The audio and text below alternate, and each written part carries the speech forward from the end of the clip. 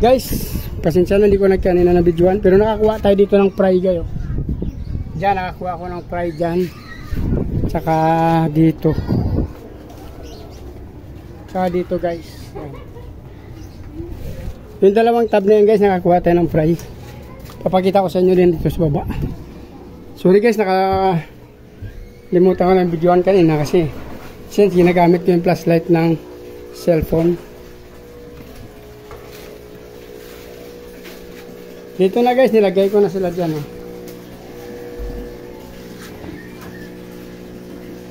Andito na sila guys, binitawan ko na sila. May nauna dyan kasi yan yung nakuha natin ngayong araw guys. So, ito yung sa ilalim. RDSS 1004 12 plus 8 20 piraso guys, doon sa pinakita kong tab. Medyo malabo pero yan.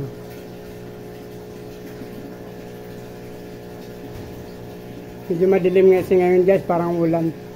Yan yung nakuha natin, 1004. Doon sa taas, RDSS. 12 sa kabilang tab. 8 sa kabilang tab. May nauna dito na RDSS din dyan guys, ang nauna nilagay ko. A10, saka 5 sword tail. Kinuha natin yan ng 1003. So pinagsama ko muna sila guys. Kasi yung grew out ko doon sa labas, naglagay ako kasi doon na wasa. Hindi ko na ginamitan ng conditioner. Nung Monday ko nilagay yun ng umaga. So, bukas ng hapon pwede na natin lagyan yun. Ito ililipat natin doon bukas. Dito guys sa ating grow out. Ito guys, so yung pang-apat na to. Wala to laman sa 2, 3, 4. 4 yan guys. Gagawin natin grow out. May tubig na yan kaso mga magtutulis pa lang ngayon. So langanin pa. Since fry yung ilagay natin, baka tumirik sila. Delikado kasi sa fry. So gawin natin 3 days up. So nalagay tayo dyan ng Monday, Tuesday, Wednesday, Thursday. Bukas ng Thursday. Tapos hapon na tayo maglipat.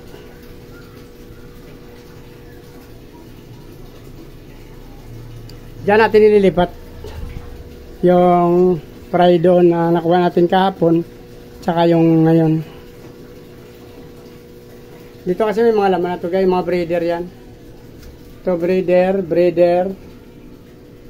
Ito mga breeder din to. Tsaka sa ilalim, grow out na yan guys, yung 3 tab na malalaki dyan. Grow out na rin yan sa ilalim na yan. Ito yung dalawa na tagli-5 tab. Ito breeder to guys, ang 5. Ito yung nakabukas breeder, tsaka ito breeder na rin. Marikita tayo breeder dyan na RDSS guys. Ito muli grow out pala to guys kasi may mga muli ito na mga fry na malalaki na. Mga 2 months na yan din sila. Hindi lang makikita guys kasi madilim. Ito ano to, breeder. 2 male, 4 male, female. Ito breeder din to guys. IBM 8 RDSS na female. Nag cross breed pala tayo dyan guys.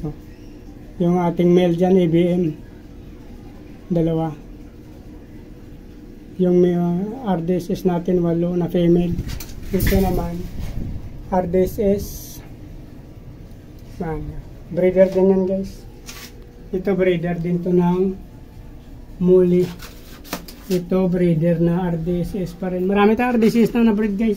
Ito muli to guys, grow out to 3. Ito naman yung feeder na galing sa QC, breeder to guys.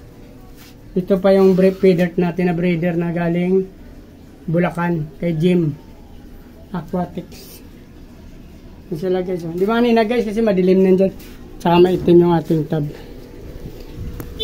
So yun na guys. Update ko na lang kayo ulit pag magipat tayo bukas. Please like, follow, and subscribe. Sa hindi pa nakasubscribe, pakipindot nyo ng subscribe button. Saka sama nyo na rin yung bell button para updated kayo guys sa sunod ko pa ng mga video. Sa mga followers, subscribers, maraming salamat sa inyong suporta. Mabuhay kayo hanggang gusto nyo guys. Medyo makulimlim ngayon guys, parang ulan. Mabuhay kayo. Bye-bye!